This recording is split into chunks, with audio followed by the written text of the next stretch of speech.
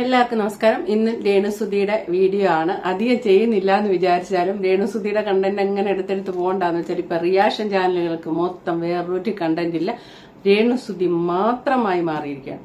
ഇതെങ്ങനെ സംഭവിക്കുന്നത് ചോദിച്ചാൽ സ്വന്തം വീട്ടിലെ സ്വകാര്യമായിട്ട് നടക്കേണ്ട കാര്യങ്ങളെല്ലാം സോഷ്യൽ മീഡിയയെ കൊണ്ടിട്ട് അവര് തന്നെ ആ ഫാമിലി തന്നെ അലക്കുന്നതുകൊണ്ടാണ് ഈ പ്രശ്നം. കാരണം അപ്പൊ ജനങ്ങൾക്ക് അത് കയറി അഭിപ്രായം പറയാനും ആ കാര്യങ്ങൾ അറിയാനും പിന്നെ അവരോട് കുറച്ചു പേർക്ക് ഇപ്പം രേണുസുധിയെ നെഗറ്റീവ് പറയുന്നതിൽ സത്യം പറഞ്ഞാൽ കുറെ അധികം പേർക്ക് അവരെ ഇഷ്ടമുള്ളവരും ഉണ്ട്. അതുകൊണ്ട് അവർ നന്നായി വരാൻ വേണ്ടി നെഗറ്റീവ് പറയുന്ന ജനങ്ങളും ഉണ്ട്, പ്രേക്ഷകരുണ്ട്.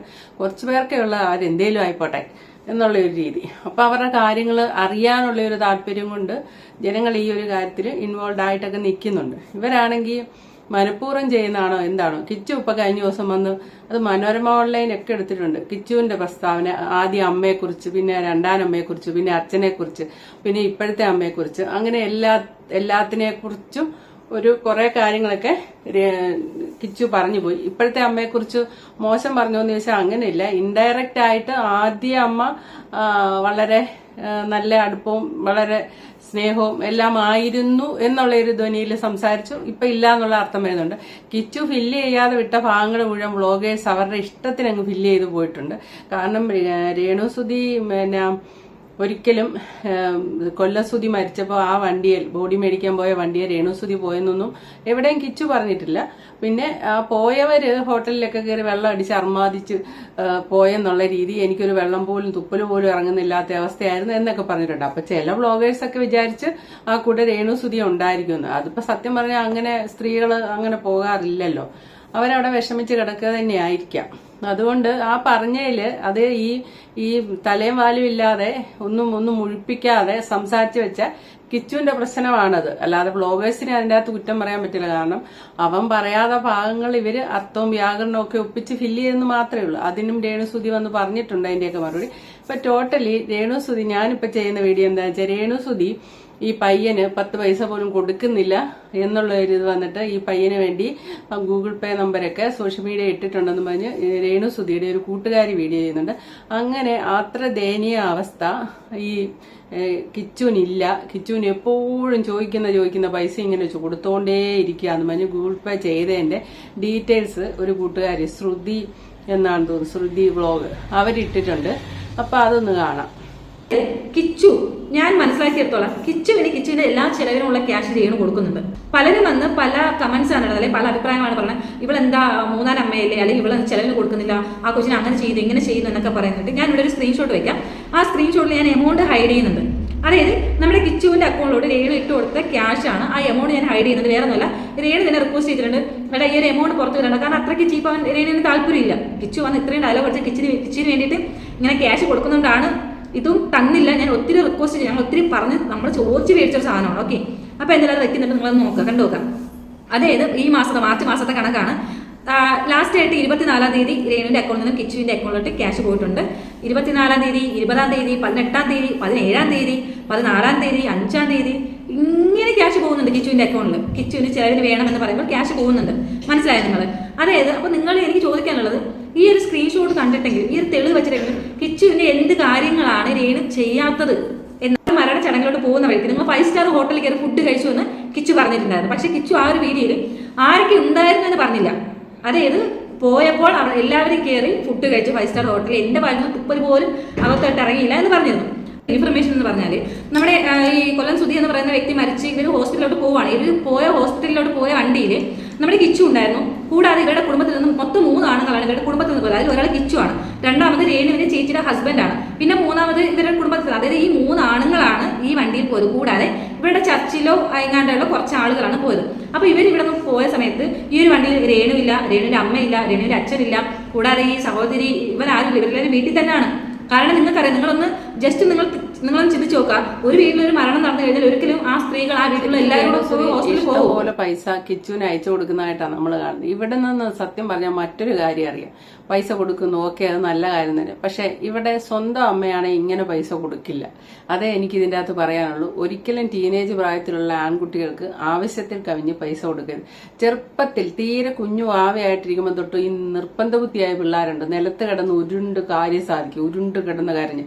നമ്മളപ്പോ ആ നിർബന്ധത്തിന് വഴങ്ങി ആ കാര്യം സാധിച്ചു കൊടുത്ത് ഇങ്ങനെ മുന്നോട്ട് പോയാൽ വലുതാവുമ്പോഴും ആ കുട്ടികൾ നമുക്ക് സാധിച്ചു കൊടുക്കാൻ ഇഷ്ടമില്ലാത്ത കാര്യമാണെങ്കിലും സാധിച്ചു കൊടുക്കേണ്ടി വരുന്ന പോലെ നിർബന്ധം പിടിക്കും. പട്ടിണി കിടന്നും കരഞ്ഞും ബഹളം എല്ലാം വെച്ച് അതൊക്കെ പല ആപത്തായിരിക്കും. ഇപ്പൊ ഒരു കാലത്ത് ഡൂക്ക് ബൈക്ക് ഇറങ്ങിയായിരുന്നു. ആ ബൈക്കിന് വേണ്ടി പല ആൺകുട്ടികൾ വീട്ടിൽ സത്യാഗ്രഹം ഇരുന്ന് പട്ടിണി കിടന്ന് കരഞ്ഞു കൂവി ബൈക്ക് മേടിച്ചിട്ട് എൻ്റെ ഒരു കൂട്ടുകാരിയുടെ മോനൊക്കെ ആക്സിഡന്റ് മരിച്ചിട്ടുണ്ട്. അത് ആ നിർബന്ധ ബുദ്ധി കാരണം ഇവർക്ക് പിന്നെ വഴങ്ങി കൊടുക്കേണ്ടി വന്നു ആ ബൈക്കൊക്കെ. അങ്ങനെയൊക്കെ സംഭവിച്ചിട്ടുണ്ട്. ഈ പിള്ളേരുടെ നമ്മുടെ ബുദ്ധിമുട്ടുകൾ അറിഞ്ഞ് മാത്രമേ പിള്ളേരെ വളർത്താവുള്ളൂ.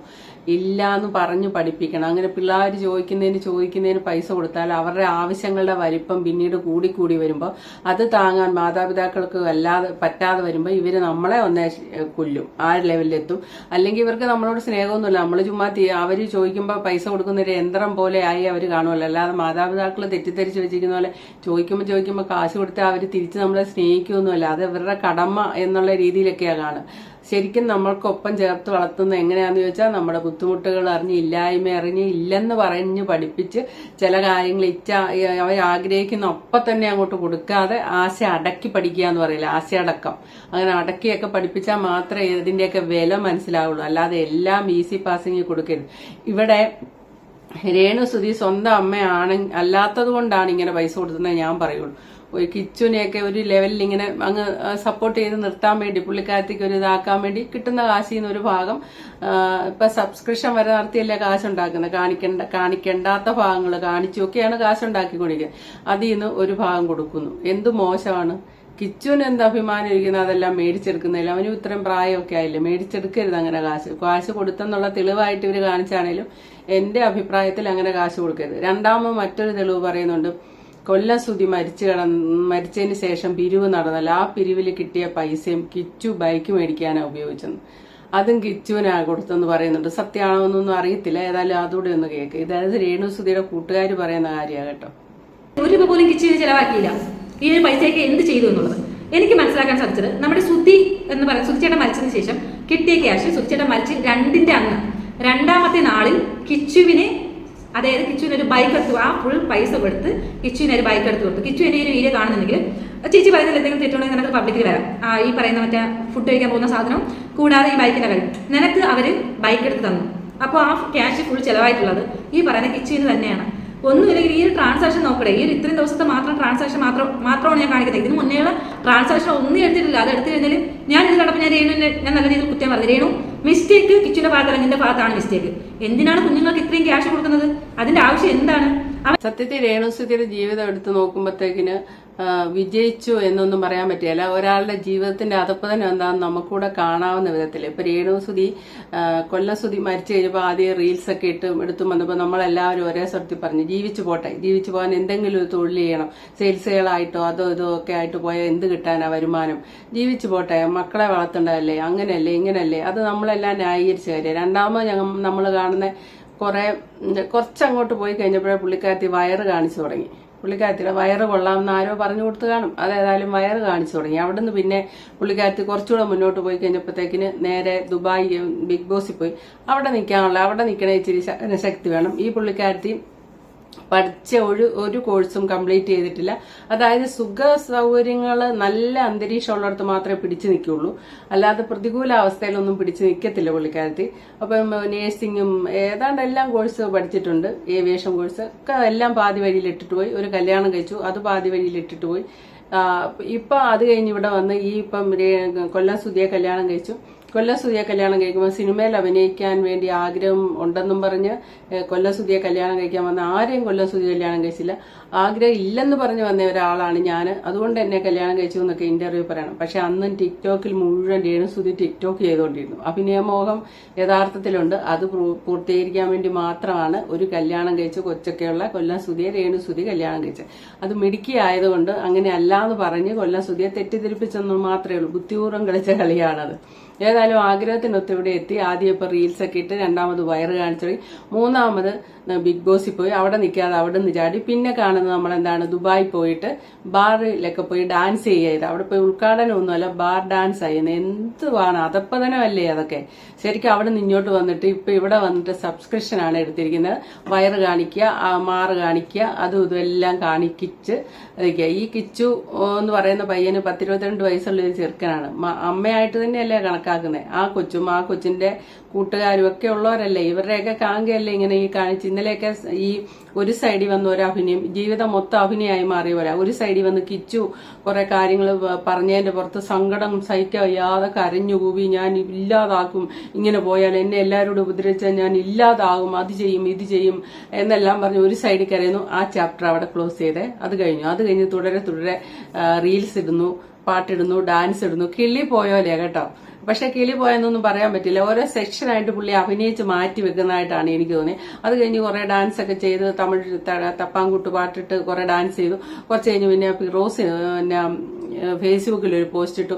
അതിനെതിരെ പറഞ്ഞു, എതിരെ മറുപടി പറഞ്ഞു, വാൺ ചെയ്ത് മറുപടി പറഞ്ഞു. കുറച്ച് കഴിഞ്ഞപ്പോഴത്തേക്കിന് പിന്നെ കൊല്ലം സുധിയുടെ ഡെഡ് ബോഡി മേടിക്കാൻ പോയ വണ്ടിയിലുണ്ടെന്ന് ആരോ രേണു സുധി ഉണ്ടെന്ന് അതിന് മറുപടി പറഞ്ഞു.